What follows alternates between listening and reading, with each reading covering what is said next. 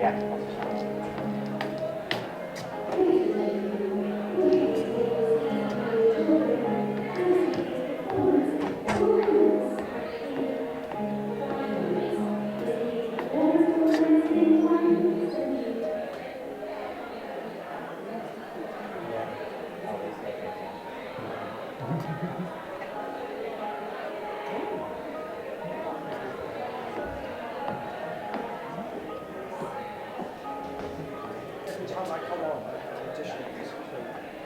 to have full hazmat suit at the time,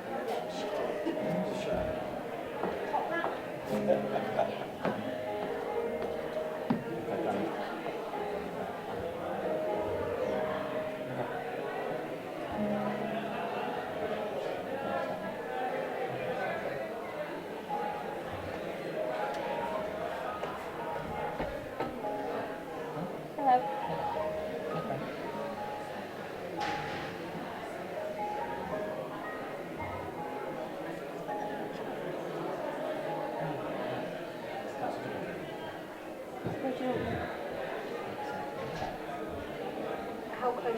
7? A seat away from the camera?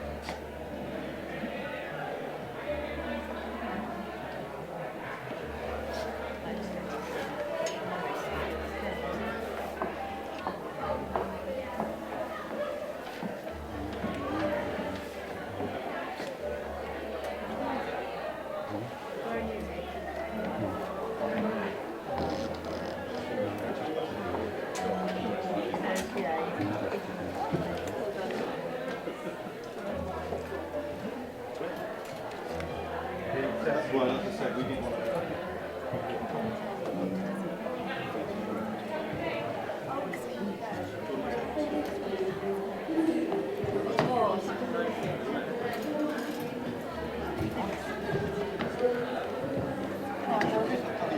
very fine, thank you.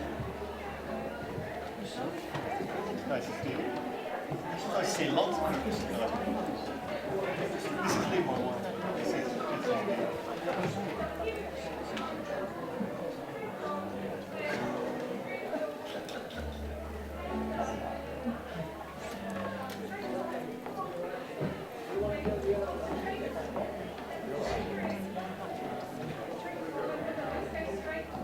To do the show just for you.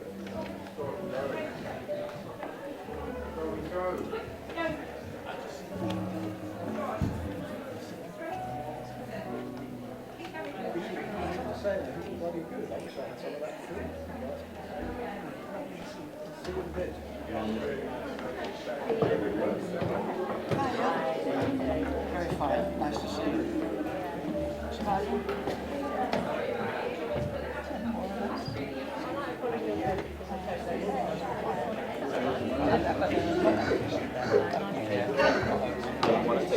It's nice to know there's something going on. Yes, I was actually saying it was a true so I thought it was sort of like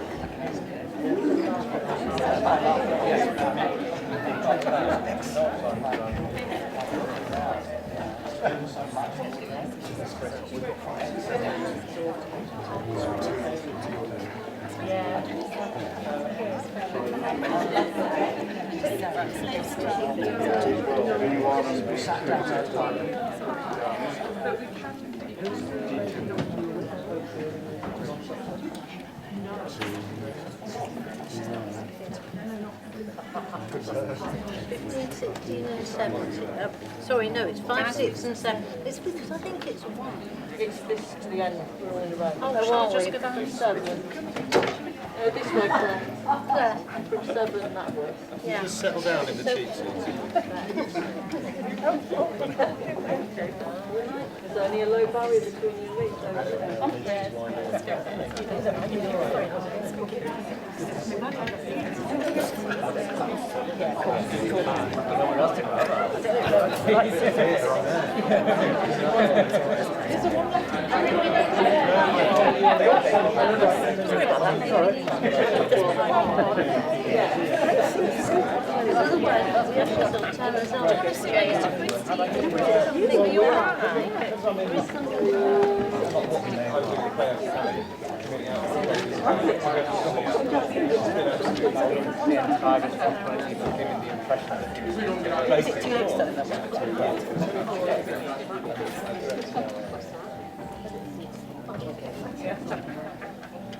Always working.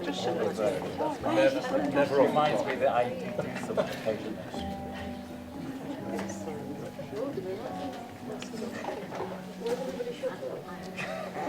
You're the new speaker, and we're just going to...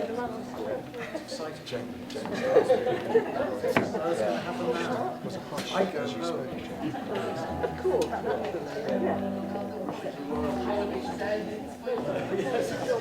Trust me, it will be standing.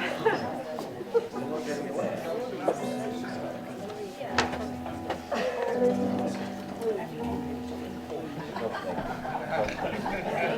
Really, really lovely. Really good. Very, very good so far.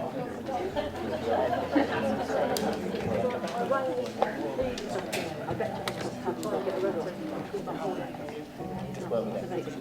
Really good. Yeah, really good. That's absolutely really hard working. It'll end up being a really good manager.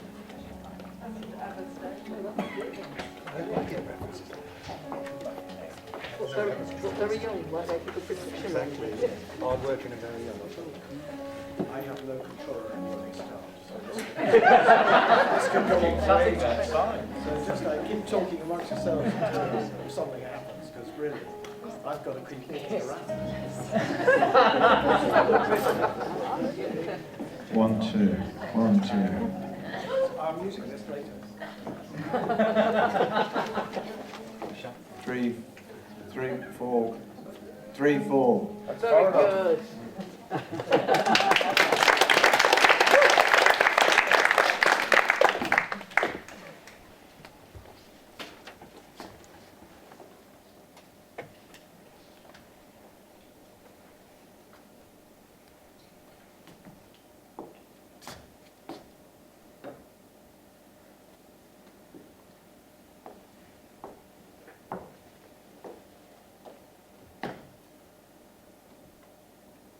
Following my father's death in 2004, I found this notebook of mine amongst his papers. And in it was this entry.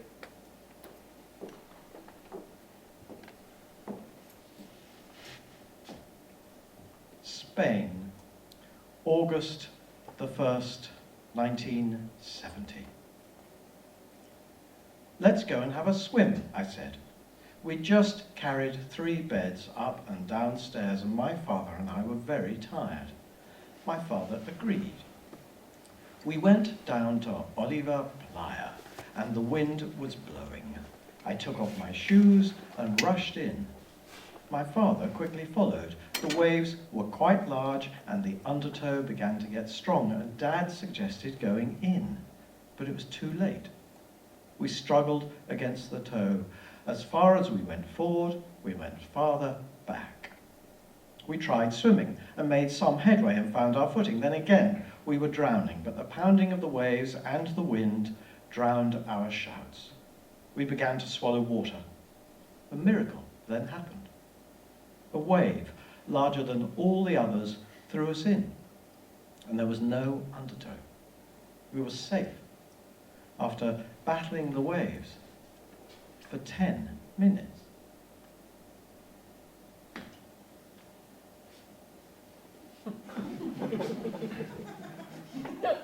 This is a photo of me, my brother, and my father on that same beach in Spain, where my father and I nearly drowned.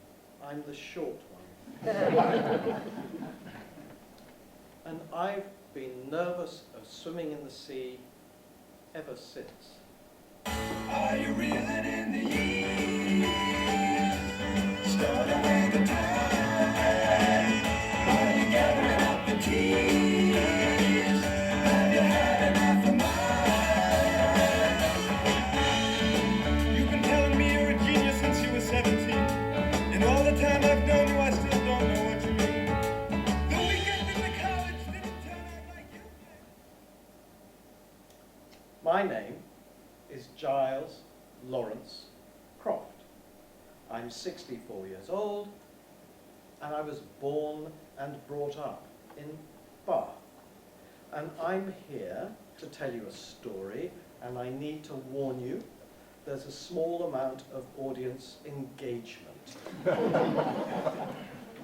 And for those willing to come on stage and be engaged, there are small rewards, socially distant. However, before I begin, I want to share something with you that very few people know about. And I need to reel in the years and take you back to the day before my parents were due to register my birth in 1957. And they got a call from my Uncle Maxwell. And he said, you can't possibly lumber him with a name like Giles for the rest of his life. And my parents panicked. And they said, what should we do? I don't know. We'll call him Adrian. A few days later, they thought, hang on, that's not what we want at all. We want to call him Giles. And so, at home, at school, at the doctor's, on passports, I was Giles. And they didn't tell me this until 1973, by which time they changed my name by default. I could, therefore, if things had been different, have started this evening by saying,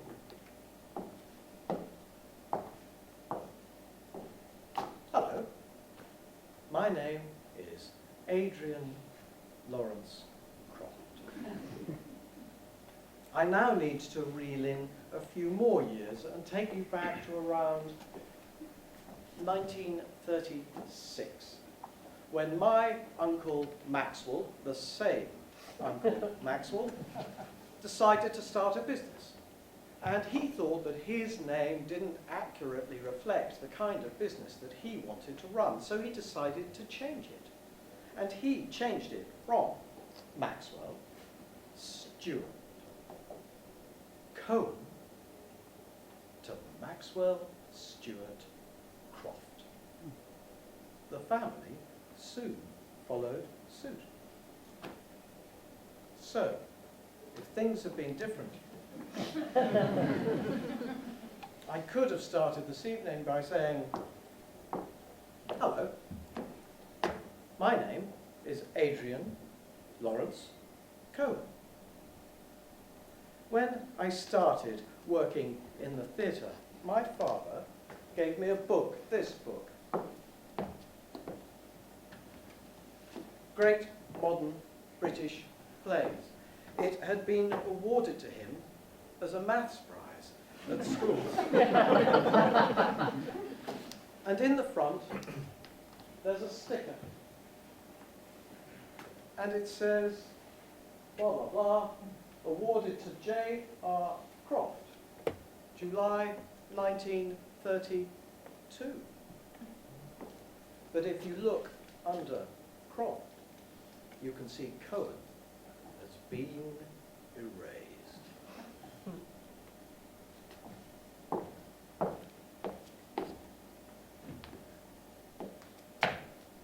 I now need to reel in a few more years and take you back to around 1870, when my paternal great-grandfather decided to start a business. And he didn't believe that his name accurately reflected the sort of business that he wanted to run. So he changed it. He changed it from Hezekiah Lazarus to Henry, you've guessed it, Lawrence. So, if things had been different, I could have started this evening by saying, hello, my name is Adrian Lazarus Cohen. Just pause for a moment and think how differently you might see Adrian Lazarus Cohen from Giles Lawrence Croft. Anyone who knows me professionally or socially might be aware that I have an enthusiasm for real-life stories of bravery and ambition. I've directed a play about Mallory and Irving, who died whilst trying to conquer Everest. A play about the Donner Party, many of whom died whilst trying to cross the Sierra Nevada. I've worked with Philippe Petit, who survived his walk between the Twin Towers. I also really like Ealing comedies and have adapted a number for the stage. And my favourite has always been Kind Hearts and Coronets. The story of the half-Italian Louis Mazzini, who sets about murdering as many of his mother's relatives as possible in order to become a duke. And all this as an act of revenge, because she was cut off by her family from marrying beneath her station. When I was researching for the play, I found that it was based on a novel. And the novel was called Is Rail Rank? And the character was half Jewish, not half Italian. So, it will come as no surprise that I was delighted when I discovered that I had a relative who fitted the bill on both counts. This is Jebez Jappy Wolf.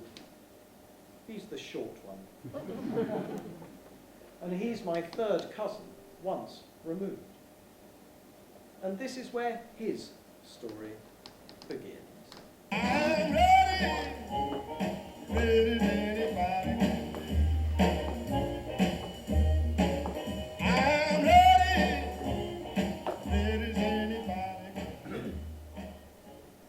In 1875, Captain Matthew Webb became the first person to swim the English Channel. The distance between Shakespeare Beach and Cap Greenay is 21 miles, and owing to a combination of winds, tides, and jellyfish stings, it took Captain Webb 21 hours and 45 minutes, and he swam a total of 39 miles.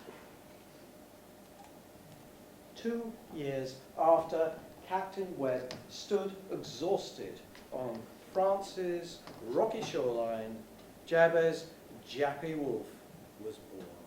And as a young boy, he decided that he would become the second.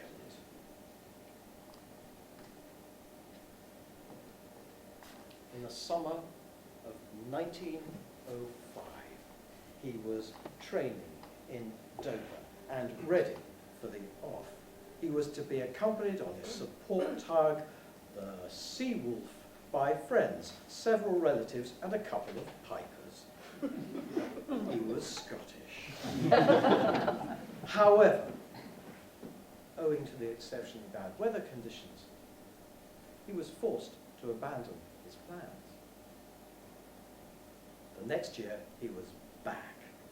And on the 6th of July, he beat the record set by Captain Webb for the 18-mile swim between Dover and Ramsgate.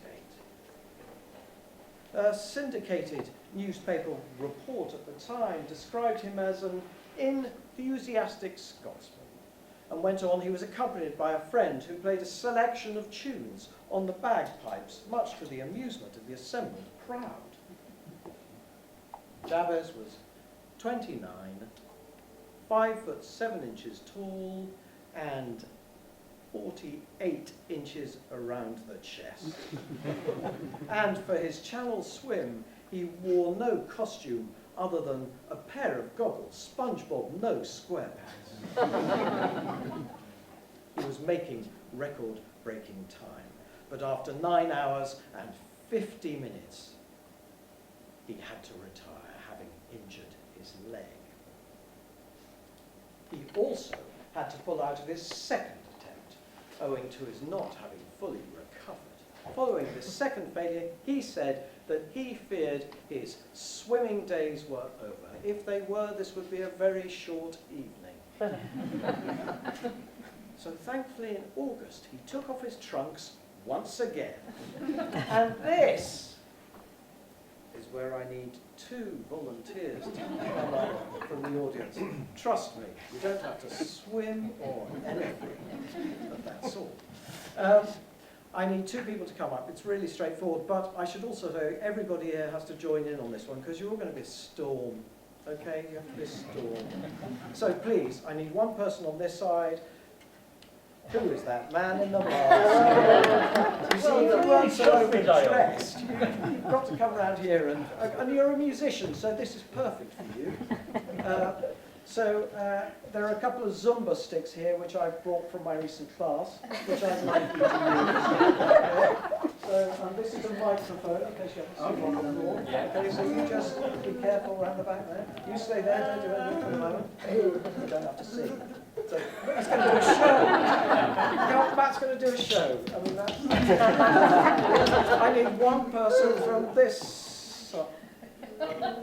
You did, yes? Where are you staying tonight? Why didn't you ask me that, Giles?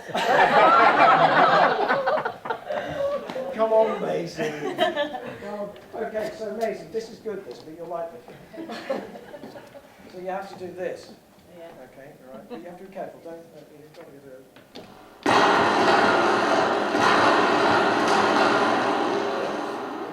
That's all right.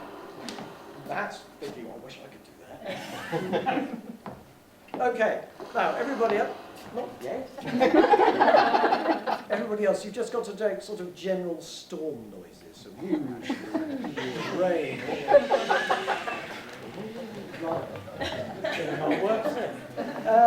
Okay, so there are only 36 bits of audience participation. Okay, so what's going to happen? This is really simple. So what's going to happen is I'm going to read, okay, and when I'll say swim 3, okay, then just give it a big count to 1, and then start, and I shall read the instructions, okay? And when you stop, I'll just do that, and then you'll have to stop. But let's see how we get on. So hang on just a second. Everybody ready for this? Yeah. It's the first time I've ever done this. Are we ready? Ready, Maisie? Yes. Okay. Try not to knock it over. Quite scared. Don't worry, just do a bit of rocking. That's all you have to do. Okay. Swim 3. Wolf was struggling in the whirling, eddying waters, and his boatman had utmost trouble in managing the boat. There was unanimous agreement that it was dangerous to continue, and Wolf was informed of this. He declined to abandon the swim, arguing that he was well and strong enough.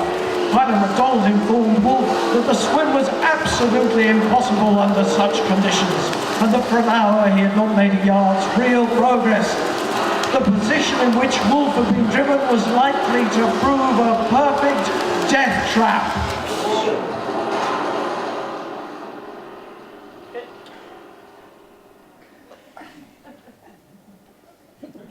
After 7 hours and 55 minutes, Wolf abandoned the swim.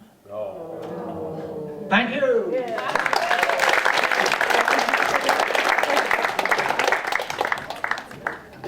One of those boxes. Oh, brilliant. Thank you. I'm adding a trip over these, so that's going to be really fun Okay, later. Just Stick them back on, just stick them back on the thing. That would be great, wouldn't it? Anyway, and jump. Well done, thank you very much.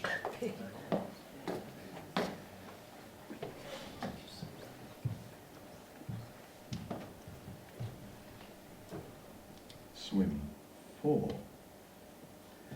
On the 23rd of July 1907, this report appeared in the Glasgow Herald. Jebez Wolf of the Glasgow Dolphin Swimming Club yesterday made his first attempt of the year to swim the English Channel. Proceeding to the South Foreland from Dover in the steam yacht Seawolf, he took to the water at 10:46. Wolf had to abandon his attempt owing to his leg giving out. At the time, he had covered 20 miles swim and drift, or about 13 miles in a direct course. He said he was resigned to his fate and would not make another attempt. The following month, he was back in the water. And this time, his leg didn't give out. But after 15 hours and 3/4 of a mile away from the French coast, the winds and the tides turned against him.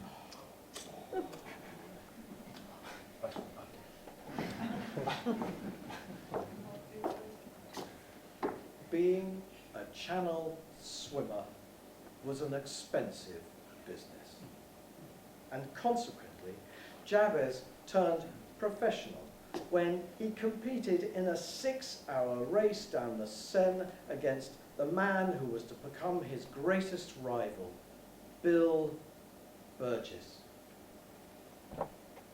Burgess was known as the French Yorkshireman owing to his living in Paris and having a French wife.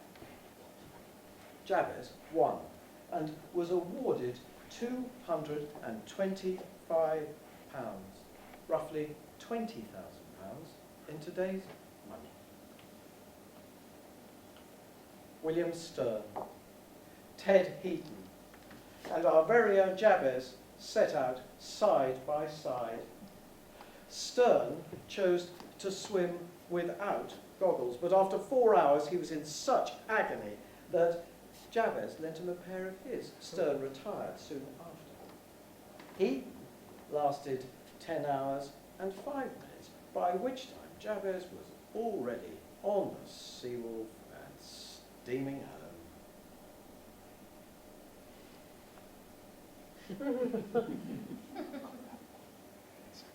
Henry Williamson was a member of the British Union of Fascists, a friend of Oswald Mosley, and I hated Tarka the Otter. For my 12th birthday, my father gave me a present.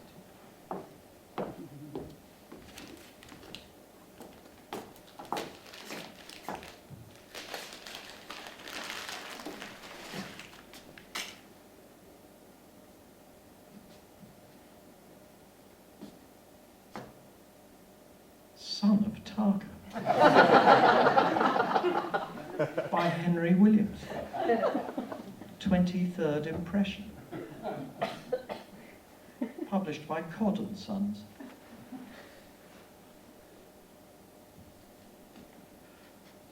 The enthralling and moving story of a young otter's childhood and youth in the countryside of the 20th century.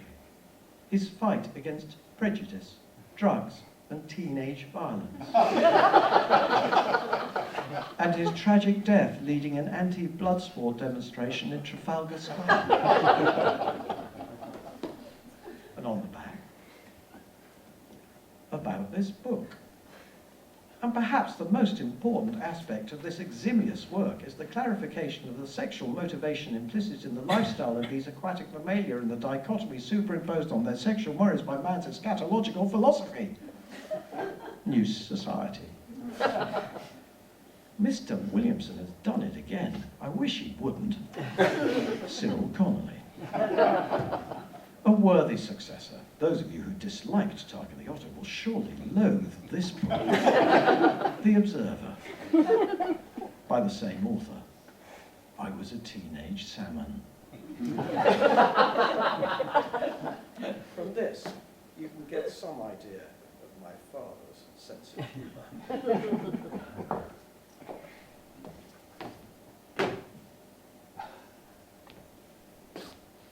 In his unreadable novel of the First World War, How Dear Is Life, Williamson writes,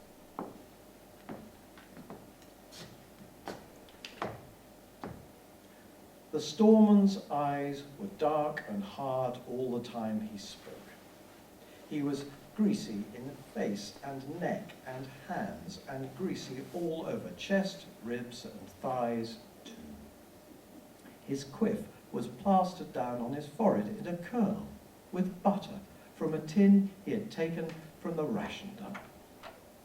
Grease kept out the cold from Jebez wolf when he swam the channel. And as the storeman said, what was butter? Only grease.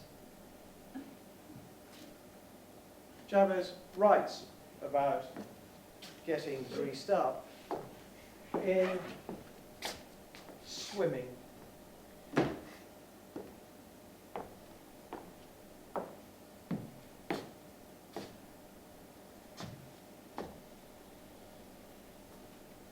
Hundreds of swimmers have written to me asking my advice as to what they should use to keep the warmth in their bodies.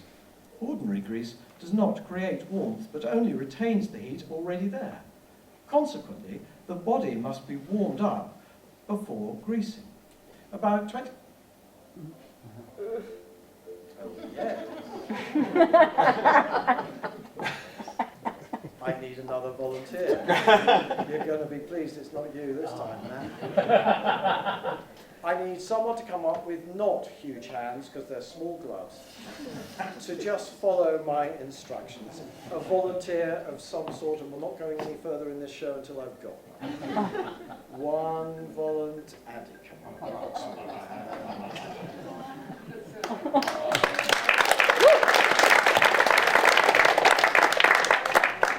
Okay, Andy. So, here, it's all right, this is P45 or whatever it's called. E45. So, what you need to do is you need to take, I've got to do, you need to take the thing off. Mine, his arms are full. So, there you go. Just in case anyone's wondering, this is modelled on my body shape rather than Jebez. So, put that on just to make sure you don't get covered in anything. And then the gloves, just so you know, there are some wipes there should you need them at the end.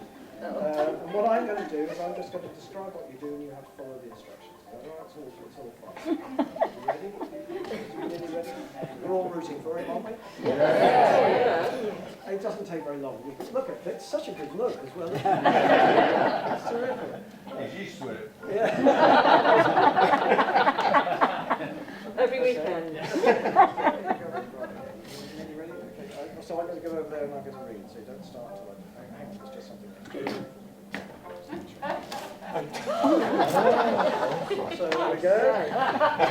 Ready? That's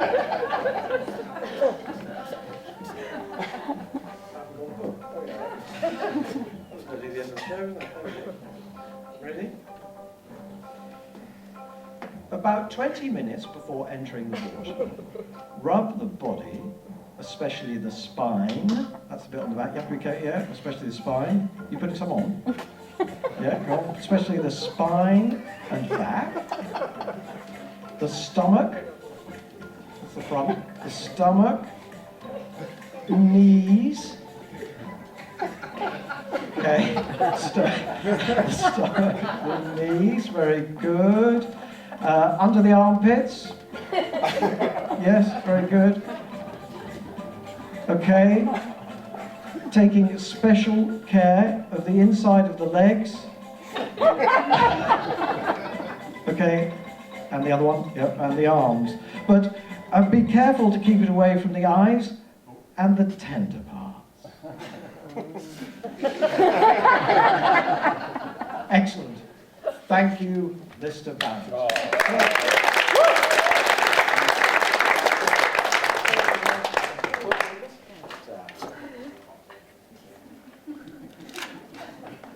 Actually, could you put the back over as... I can. Yeah, because to be quite honest, it could all be a bit embarrassing for the rest of the show, couldn't it? Because that's all you're going to look at. You're not going to... just put it over your shoulders. That's fantastic. Thank you very much. Excellent. Okay. Perfect. And just to protect his modesty, I'll just... Saucy. Thank you very much.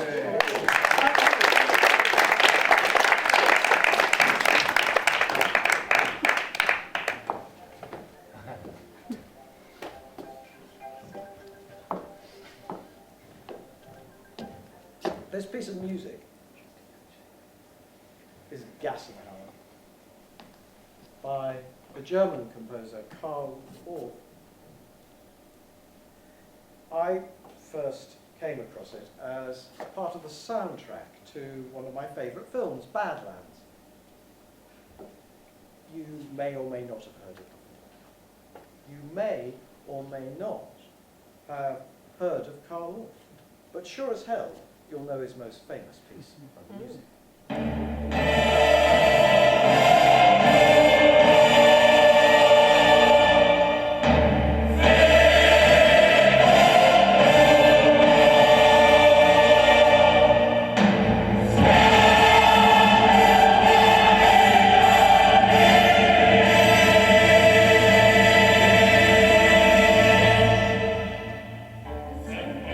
Carmina Burana was premiered in front of the Nazi hierarchy in 1937. And Orff was to go on to become one of the Nazis' favoured composers. As a young man, he'd been of the left and counted amongst his friends many Jewish artists, including Kurt Weill. He also had some Jewish ancestry himself, which he kept successfully hidden. When he was being interviewed as a candidate for denazification after the war, his American interrogator, who had been a pupil of Orff's, asked him if there were any mitigating circumstances for his actions. He was given 24 hours to come up with an answer. On his return, he didn't say, I'm part Jewish and I was frightened. He didn't say, I'm ashamed and I beg your forgiveness. No, he brazened it out and lied. He said that he had been one of the founders of the White Rose resistance movement. And as a result, his sins were erased.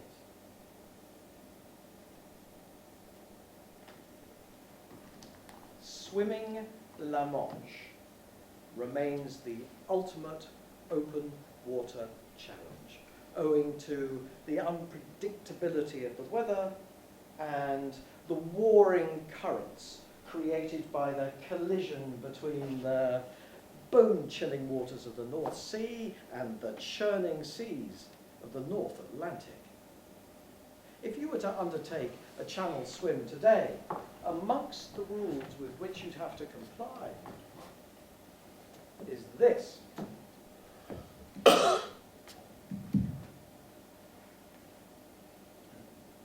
No person in an attempt to swim the channel shall use or be assisted by an artificial aid of any kind, but is permitted to grease the body before a swim, use goggles, wear one cap, nose clip, earplugs, and one costume.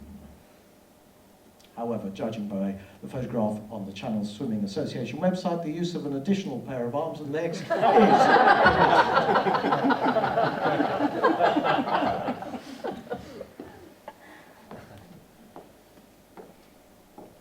There was no piper to keep up Jebez's spirits for his 7th swim. But in a nod to modernity, there was a gramophone which struggled against the swell to play his favourite tunes. Disappointingly for all involved, he had to retire owing to a young bottlenose shark jumping out of the water in a fit of exuberance and landing on his back. In November of the same year, Jebez was appearing at the Glasgow Coliseum, sandwiched between Selma Bratz, the young lady juggler, and the Glenroy troupe of singers and dancers. And Jebez was to dive, float, swim in every imaginable way. Webb used the breaststroke, some the trudgeon, others the crawl. Jebez favoured the sideways overarm style as pictured on the front of the textbook of swimming.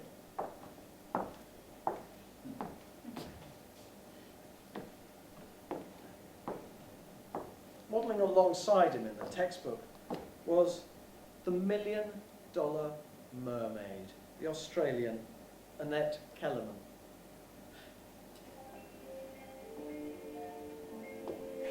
Swimmer, vaudeville artist, film star and author, and also the inventor of the women's one-piece swimsuit. Le long du golfe à des reflets d'argent, la mer, des reflets changeants sous la pluie. La mer, au ciel d'été, confond ses blancs tons avec les ans. La mer, bergère d'azur infini. Kellerman had been training alongside Jebez in 1905 before undertaking her first attempt to swim the channel. On her third and final attempt, she made it 3/4 of the way, setting a record for women channel swimmers that would remain unbroken until 1921.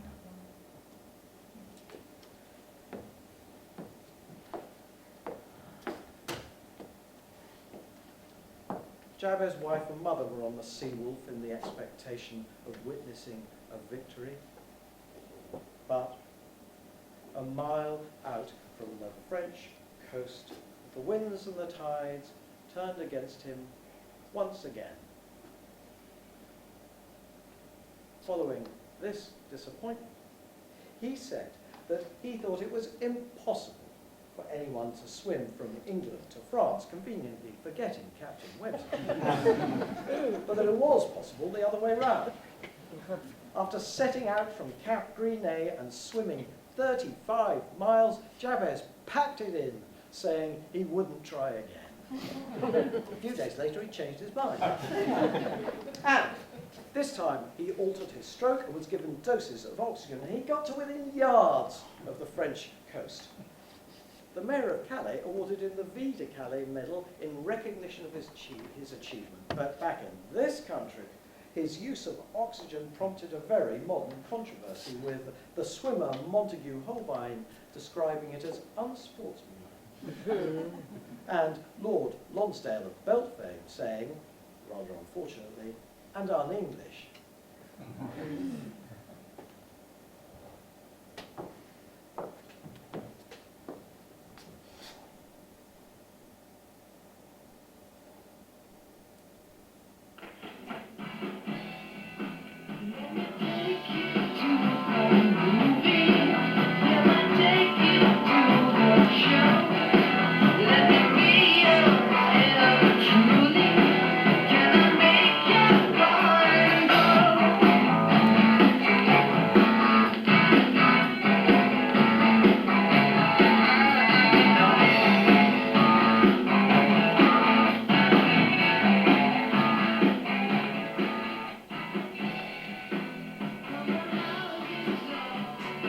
This is Houses of the Holy from the Led Zeppelin album Physical Graffiti.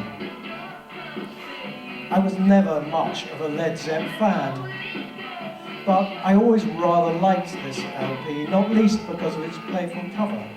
And putting my vinyl collection back together, I thought I should buy a copy, and when I was looking at that cover, I noticed something I'd never seen before.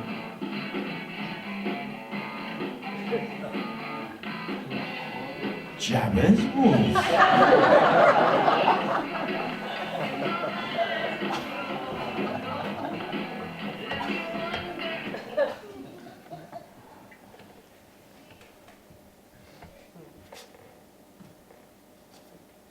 This is me and my brother. I'm the one playing the piano. I hated it. On that same holiday in Spain where my father and I nearly drowned, my parents bought me a guitar, but I never really bothered to learn. And in recent years, and probably as a sign of midlife crisis, I've been buying guitars. But if I could, I would want to play like this man. Peter Greenbaum, a Jewish butcher from London's East End, better known to those in the know as Peter Green. B.B. King said of him, he had the sweetest tone. He was the only man who could bring me out in cold sweats.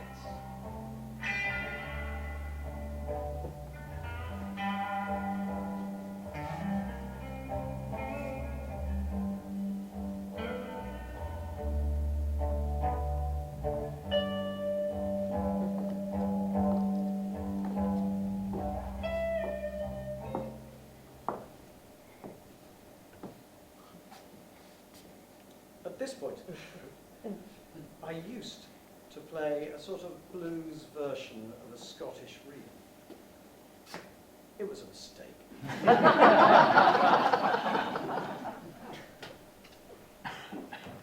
Jebez says, if you're going to bring a gun on stage, use it.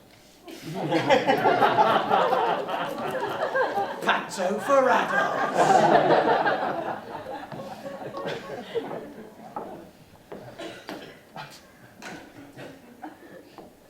These days, the Channel swimming season comes to an end towards the close of September, as the water temperature begins to dip below 60 degrees Fahrenheit.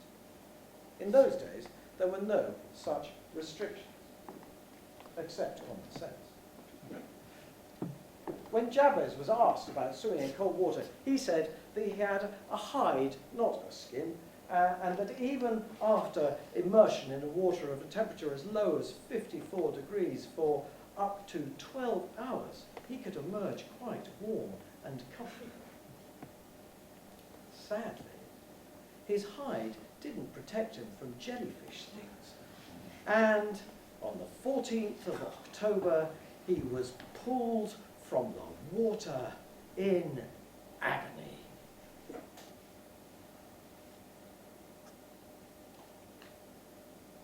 In June 1909, Jebez travelled from Glasgow to Brighton to begin training. However, due to the weather, he had to postpone until August. Meanwhile, in July, Louis Blériot became the first man to fly the Channel when he crash-landed in Dover.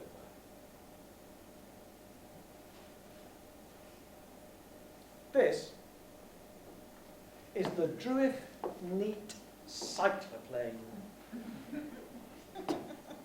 The Druiff was Arthur Druiff, a cousin of Jebez and mine.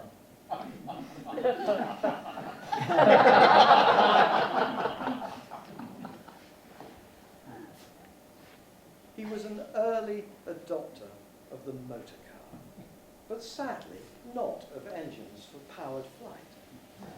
There are records of the intention to have trials take place, but I can't find any evidence that they did. In the 20s, Arthur moved to America with his family, where he opened a chain of beauty salons with the wonderfully camp name of Chez Victoire. He also invented a device which he said would read hair and eventually replace fingerprints as a means of identifying criminals. Like the cycloplane, his invention never got off the ground. But I have worked out that if you take Arthur, Druiff and Neat and move the initial letters around, you come up with DNA.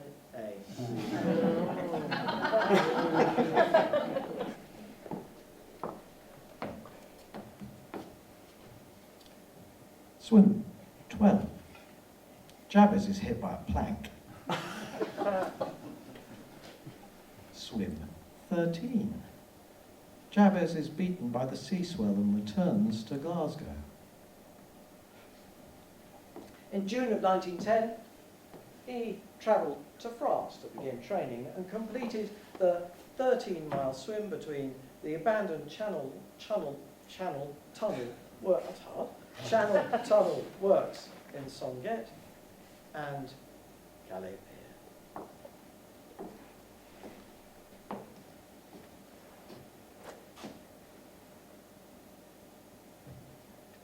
Swim 14.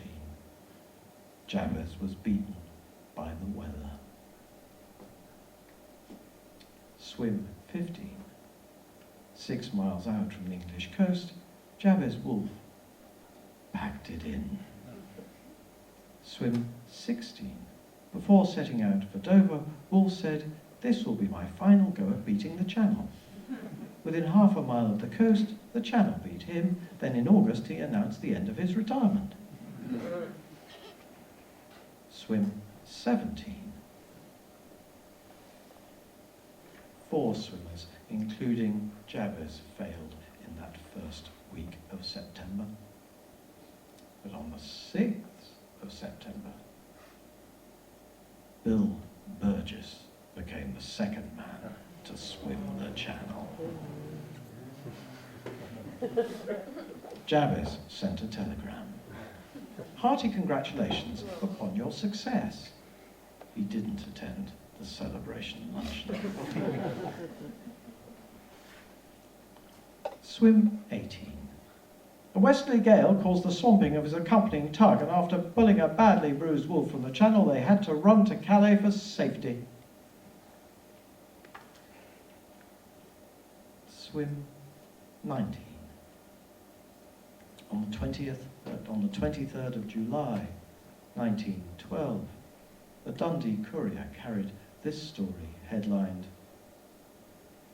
"Jebez Wolf cannot be found." A tug containing friends of Jebez Wolf returned to Dover after an unsuccessful search in the Channel for the swimmer. In fact, he'd returned to Boulogne having had an attack of stomach cramp.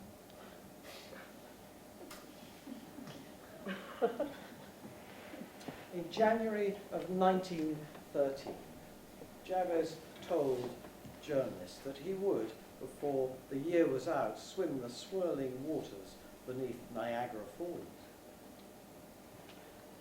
Jebez's inspiration, Captain Webb, had expected to earn £12,000 doing the same thing in 1883. Just before he was about to go into the water, Webb was heard to say, "If I die, they'll do something for my wife." Within minutes, he'd hit his head on the jagged rocks beneath the raging torrent, and his body was found downstream 4 days later. They did nothing for his wife.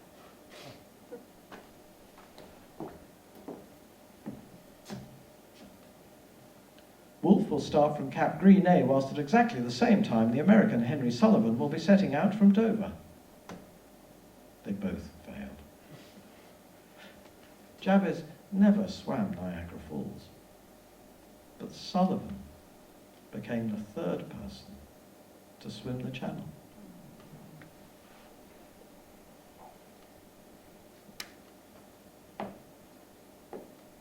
In June of 1914, Jebez swam the double Solent. He became the first person to swim the 22 miles from Eddystone Lighthouse to Plymouth Pier, and he completed the 14-mile slog from Exmouth to Exeter. And at 2:30 p.m. on the 15th of July, he was hauled from the channel for the 21st time. 2 days later, the Daily Mirror carried an article headlined, "Nobody cares."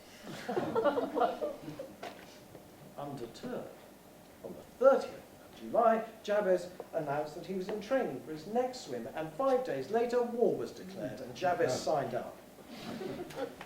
He was rapidly elevated to a lieutenant with a focus on recruitment, with a special emphasis on the Bantam diehards, soldiers under 5'2" in height. In 1916, he was wounded, and he returned to England. In 1917, having taken an interest in physical rehabilitation, he was advertising in the Army and Navy Gazette treatment for the sons of gentlemen from his house in Rottingdean, rather charmingly called Channel Villa. At the end of the war, he completed what was described as a fourfold feat of endurance when he swam, cycled, walked and sculled 20 miles in relays of 5 miles each at the age of 42. He followed this by announcing the date for his next attempt to swim the channel. He booked a piper and said that this time he would be followed by a seaplane. It would have to have been bloody slow. He omitted to mention that he would also have to avoid the mines which still dotted the route. Thankfully, he cancelled. There's no Jebez luck. We can pretty much guess how that went.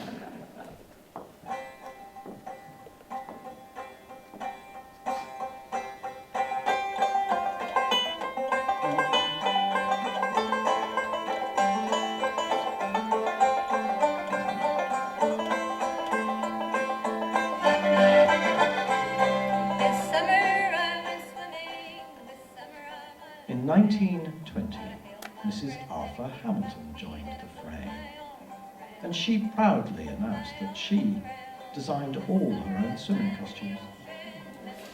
In 1921, she made it to within 3 miles of the English coast, changing attitudes to women channel swimmers and creating new opportunities for Jebez.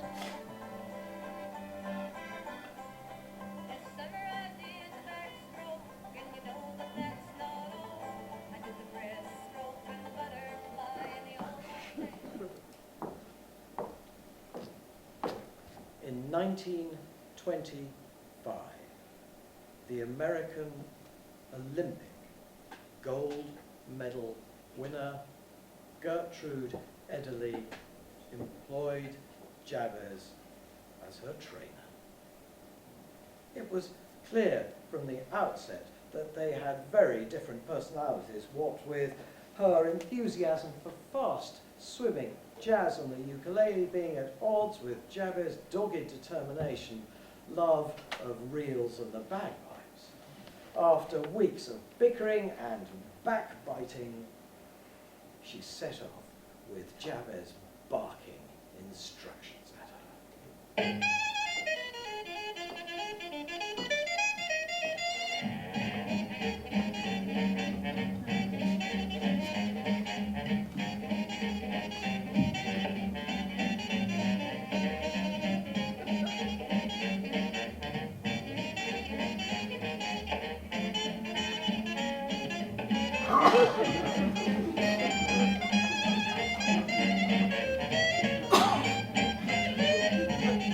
After 8 hours, Ederle became sick and disorientated, and Jebez pulled her from the water thinking she was drowning. A furious Ederle said that she was resting, face down.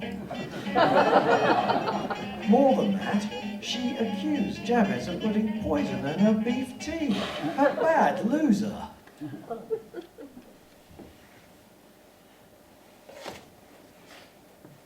She wouldn't have known how this might have hurt Jebez.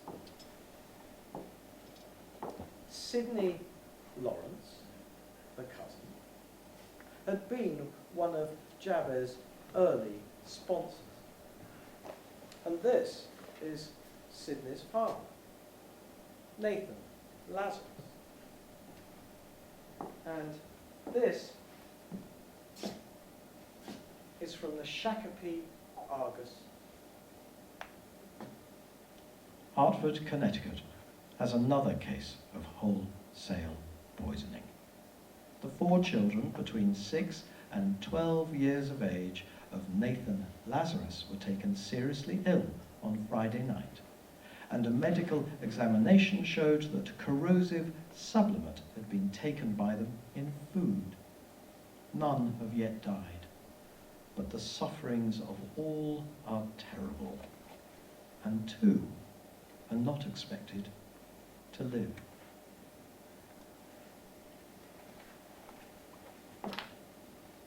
The eldest child died, all the others survived. The poison was given to them by a kitchen maid who was angry over a mistake in her pain. In 1926, Sidney died of natural causes, and Ederle employed Bill Burgess as her trainer. And whilst singing "Yes, We Have No Bananas" to calm her nerves, she not only became the first woman to swim the channel, but she set a record time of 14 hours and 31 minutes. On her return to New York, she was given a ticker tape parade. Yes, we have no bananas. We have no bananas today.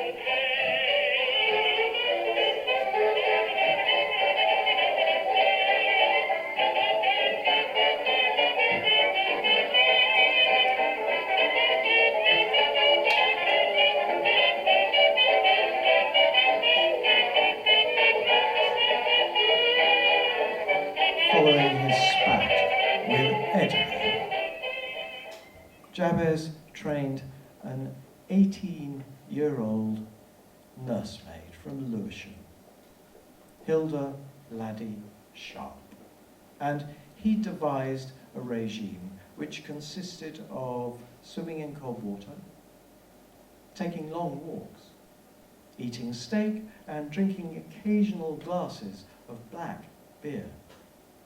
The beer was to fatten her up, to give her additional buoyancy, and to help keep out the cold. In 1928, Laddie swam the channel. and Jebez was back in the news. On her return to Lewisham, she was given a civic welcome. Okay, so it sort of doesn't feel quite like New York and Italy, so I've decided that we're going to give her a sort of ticker-tape kind of thing here. So could we just, a few people here, one for you, one for you, one for you, one for you, one for you, and one for you. So, ready? Are you now? The kissing starts. Go! Pull! Hey!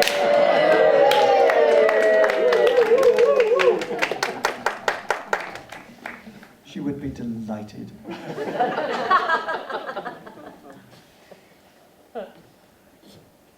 In 1930, the South African Eggy Duncan swam the channel in 14 hours and 15 minutes.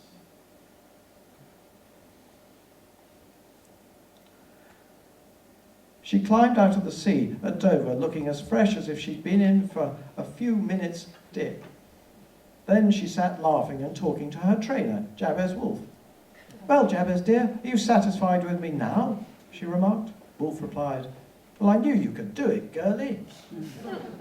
Smoking a cigarette, Miss Duncan acknowledged applause from a large crowd.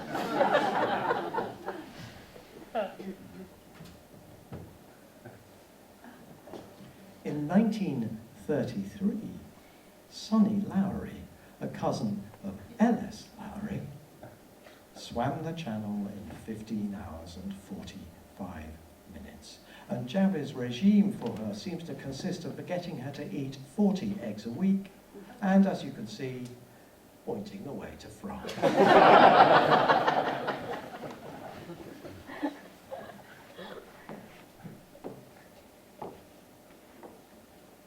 Training aside, Jebez spent 220 hours and swam 500 miles battling his obsession. He may not have succeeded in his ambition, but under his tutelage, 3 women succeeded in theirs, as well as the Egyptian swimmer Ishak Hel.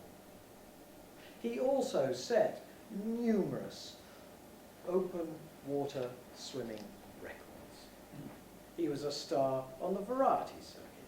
He appeared in films. He wrote 2 books. He was in magazines and comics and appeared on post and cigarette cards. He also endorsed products as wide-ranging as shredded wheat to Rolex watches. And he had his own range of balms and lotions, Channel embrocation, the David Beckham of his day.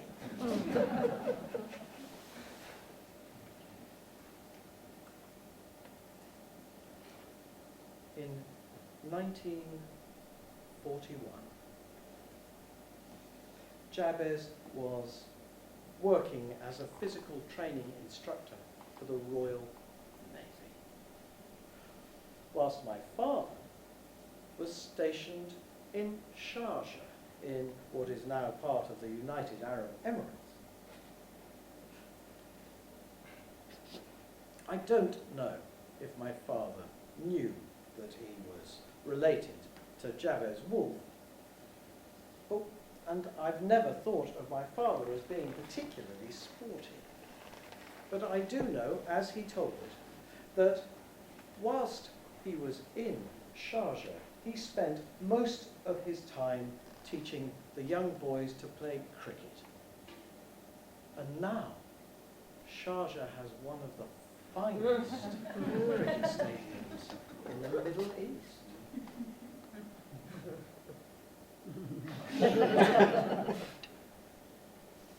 In 1943, my father returned home, and Jebez died.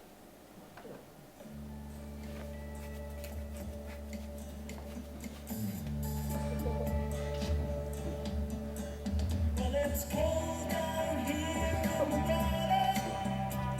It's cold down here in the sea. You'd be a channel swimmer. Most obituaries wrongly credited him with 22 failed attempts. The New York Times highlighted his failed training of Ederle and described him as English. The Jewish Chronicle said that he typified the toughness and tenacity of Jews through the ages.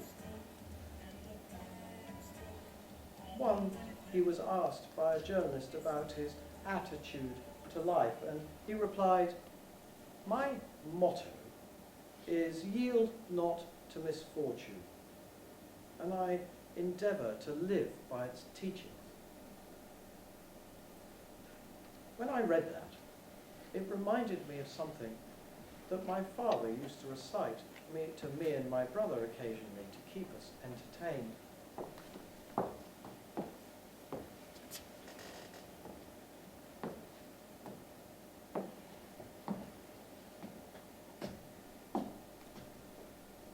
Somebody said that it couldn't be done. But he, with a chuckle, replied that maybe it couldn't, but he would be one who wouldn't say no till he'd tried. So he buckled right in with a trace of a grin on his face. If he worried, he hid it. He started to sing as he tackled the thing that couldn't be done. And he couldn't do it. Jebez speaks.